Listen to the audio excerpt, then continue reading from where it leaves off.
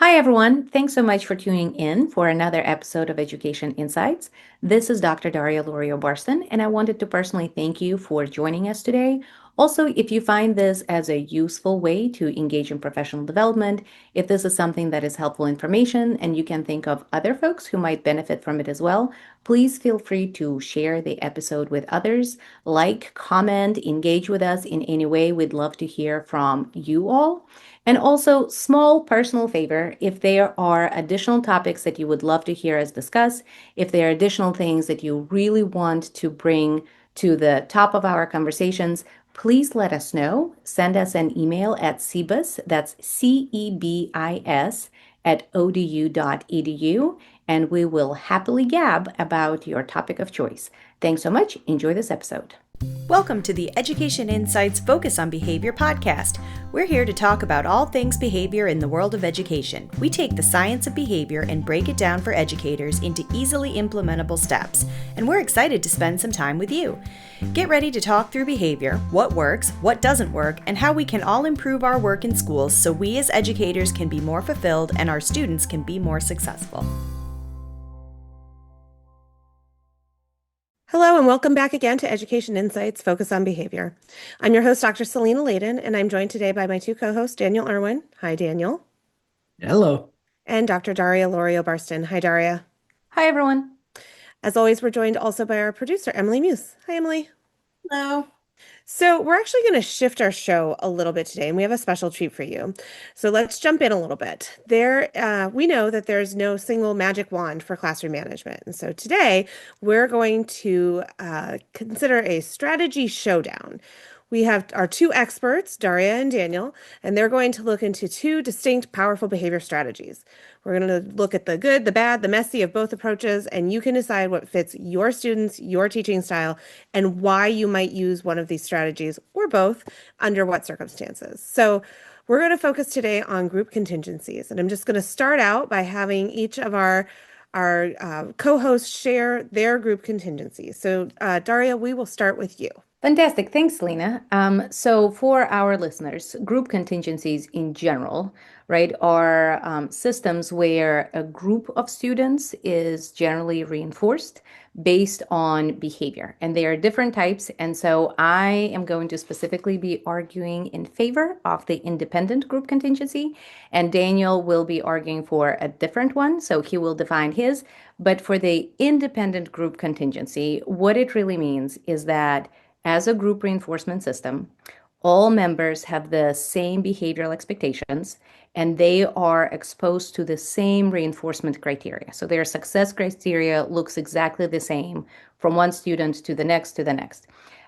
Depending on their behavior, each individual is able to access their own reinforcer if they meet the success criteria. So to say this a little bit less technically, if you meet the rules and expectation, regardless of what anybody else in class is doing, you still get a treat if you meet the behavioral expectations. So that's kind of the definition, and the application of that can look vastly different across settings. You can do an independent group contingency for behaviors such as task completion, such as being on task, such as providing input into the lesson, or really most behavior that you're thinking about, kind of your tier one behaviors, would be great for a group contingency, particularly in an independent group contingency, and making the case for why independent as opposed to some other ones, it has some benefits. Lena, would you like Before me you to? go into that,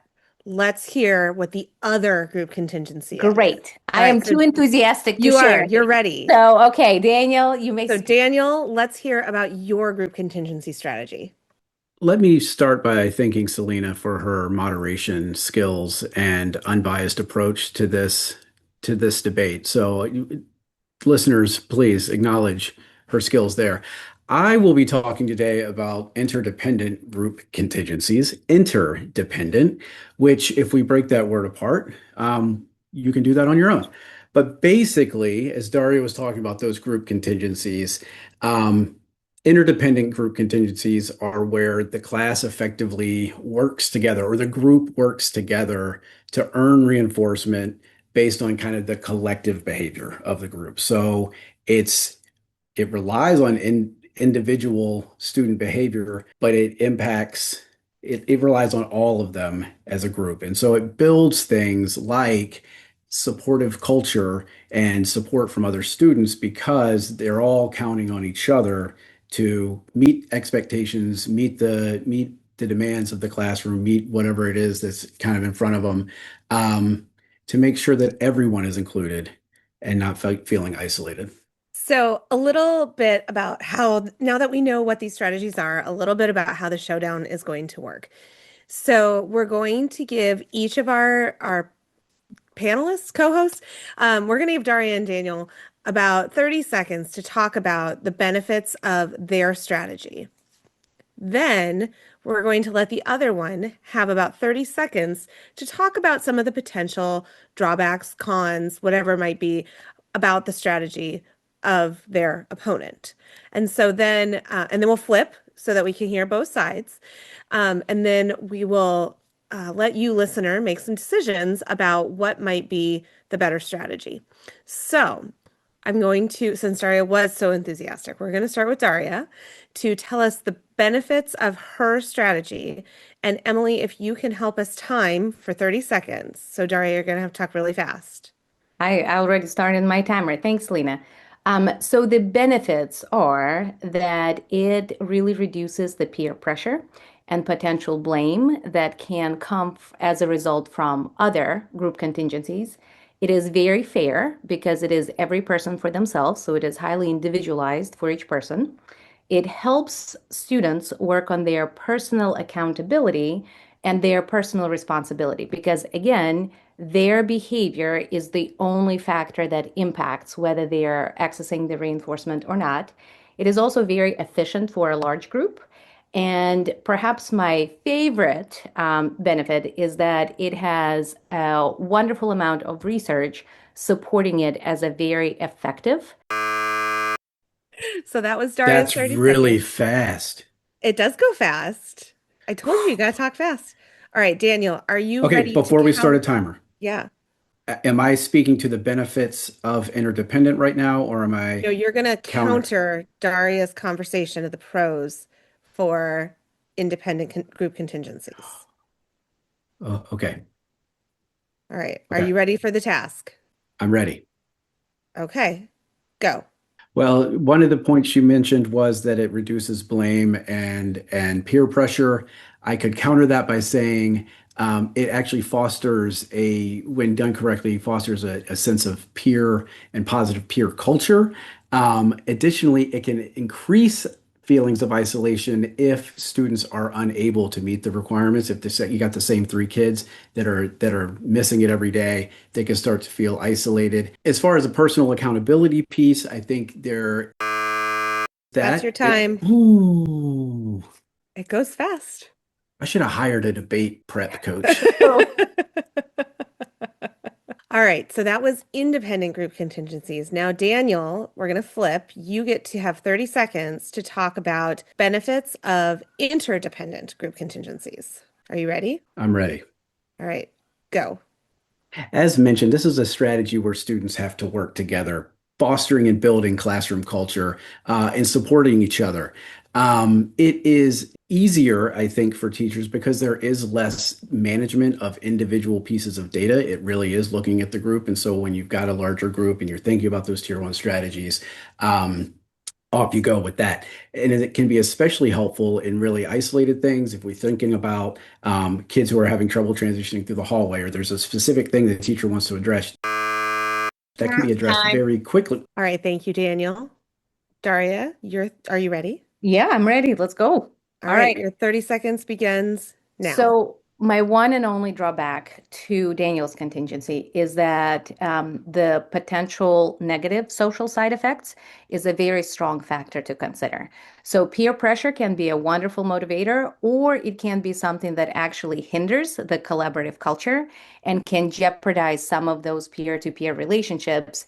And students may feel it's super unfair. It's like somebody did something and everybody's recess gets taken away, right? It's the same strategy. So that's my one and only complaint. All right, so those are some of the pros and cons, but we also want to get into how and when would you use this?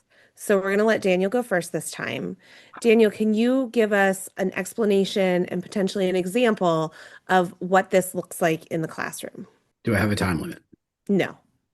I mean, yes, at some point people don't want to listen to us anymore, but no, we're not timing you. You have 3 seconds, Daniel. Go.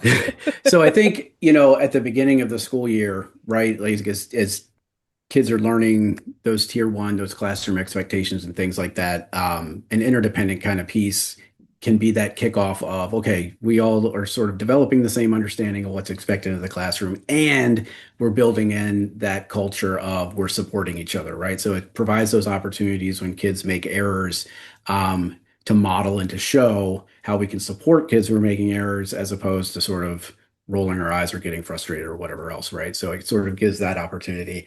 I think it also can be really effective, for like little target. And I said this a minute ago, those targeted times. So if it's something like transitioning in the hallway and the class is having a tough time, we might use an interdependent when we're looking for everybody to do this. When we get back to class, we can have 5 minutes of free reading or, whatever that is.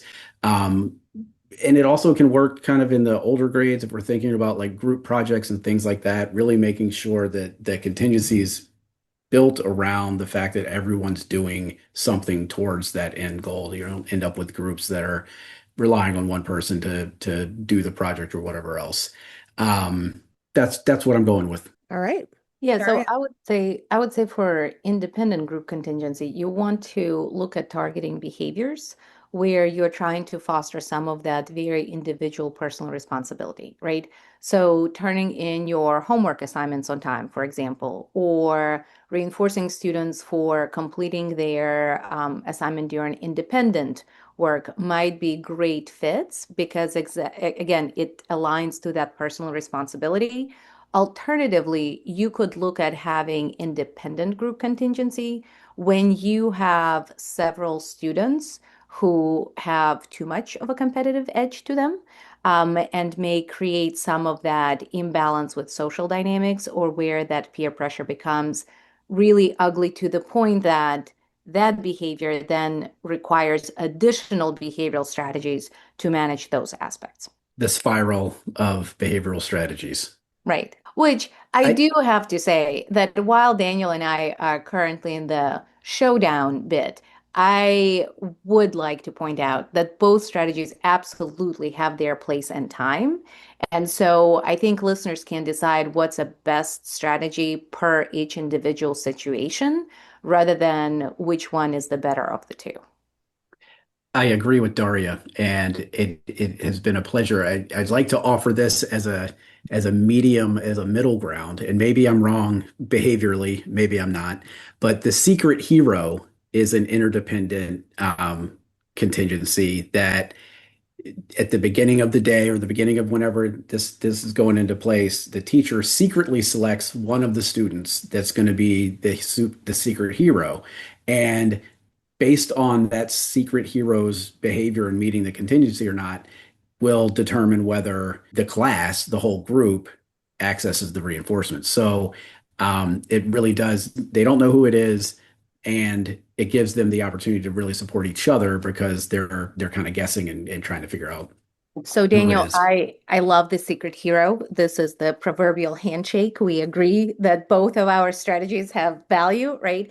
The only caveat I will give to the secret hero procedure, which is one of my favorite group contingencies and the way to actually implement in the classroom, is that if the class is able to access reinforcement, the hero should be revealed as to who the person is so we can build them up and really come in heavy with that behavior specific praise. If, however, the person falls short and the class does not get the access to the reinforcement, then no one should ever know the identity of the perhaps not hero in that scenario, so that you avoid a lot of that blaming and a lot of the jeopardizing of the collaborative culture. All right. Well, anything to add about independent or interdependent group contingencies today? I would encourage educators and others to think about what is the objective, right? And which contingency might be a better fit. Are we trying to quickly build the collaborative culture? Are we trying to quickly build that personal responsibility? And also look at your resources of time and your ability to pay attention and to monitor the behavior in a group. Because a lot of times I would rather go with a procedure where fidelity is going to be stronger, even if it's not the group contingency you really wanted to do, but a group contingency is better than no group contingency, in my experience. Any final thoughts, Daniel? Kind of along the same lines. Just contingencies are great. Clear expectations are great. And so figuring out your context and your kids don't come to us blank slates. And so it was mentioned before, some kids might be overly competitive and take it to a degree that's not fostering that sense of community. But also really thinking, I think that's it. Like the clarity around what the expectations are, the clarity around the contingencies, starting there and then moving forward. All right. Well, listeners, I hope you'll join me in thanking Daniel and Daria for taking these strategies on today for our friendly face-off. I hope our listeners were able to gain some insights into what these are, when and why you might use them, and how they could potentially fit into your classroom. We had some fun today on our Strategy Showdown, but I want to take Daniel and Daria's point that both of these strategies are actually really powerful and can be really useful under the right circumstances. So, Daniel, thank you. Thank you. Daria, thank you. Absolutely. Emily, thanks for keeping time for us today. Thank you. She gave you both extra time. Really? Yeah, it was definitely more than 30 seconds. That was a Zoom delay. Something like that. So anyway, to our listeners, thanks so much for sharing your time with us today, and we hope to see you on our next episode. Thanks for listening to Education Insights Focus on Behavior. We hope you enjoyed the conversation, and don't forget to subscribe so you never miss an episode. You can join the conversation by emailing us at cbis@odu.edu, visiting www.cbisva.org, or following us on Facebook, Instagram, X, or Blue Sky at CBISVA. Special thanks to the Virginia Department of Education for their support of this project.